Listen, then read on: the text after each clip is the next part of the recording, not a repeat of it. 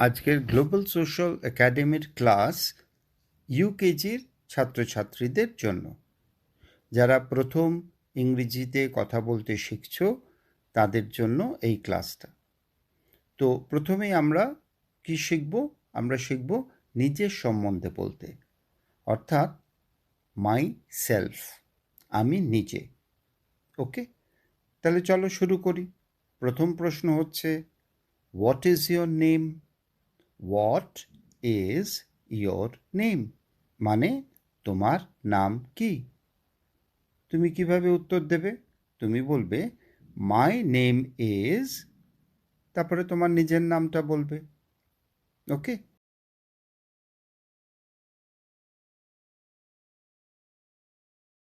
Next question হচ্ছে, how old are you? তার মানে তোমার বয়স কত? তুমি কি বলবে? আই অ্যাম, দেখো আই এর পরে কিন্তু অ্যাম হচ্ছে। আই অ্যাম, এবার তোমার বয়সটা বলবে 4 ইয়ার্স ওল্ড বা 5 ইয়ার্স ওল্ড।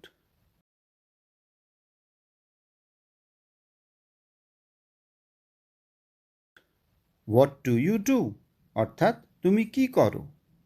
তুমি কি বলবে?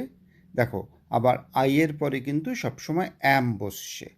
ওকে, তো I am a student. I am a student. Student বানানটা দেখবে STUDENT, স্টুডেন্ট। স্টুডেন্ট মানে ছাত্র বা ছাত্রী, দুটোর ক্ষেত্রে তুমি বলবে স্টুডেন্ট।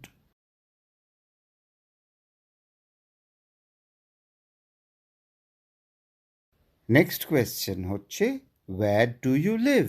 তোমাকে কেউ জিজ্ঞেস করতে পারে তোমার সম্বন্ধে যে তুমি কোথায় থাকো। যেমন বলতে পারো আই লিভ ইন সুন্দরবন, বা আই লিভ ইন ইন্ডিয়া, বা আই লিভ ইন কলকাতা। তুমি যেখানে থাকো সেখানের নামটা বলতে পারো।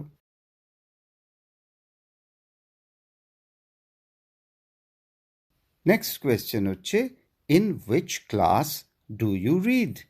তার মানে তুমি কোন ক্লাসে পড়ো? দেখো এটা তোমার সাথে কোনো হয়তো অচেনা লোকে দেখা হয়েছে ইংরেজিতে, সে হয়তো জিজ্ঞেস করতে পারে এই সব কথাগুলো। তো তুমি কি বলবে? তুমি উত্তরে বলবে I read in class UKG.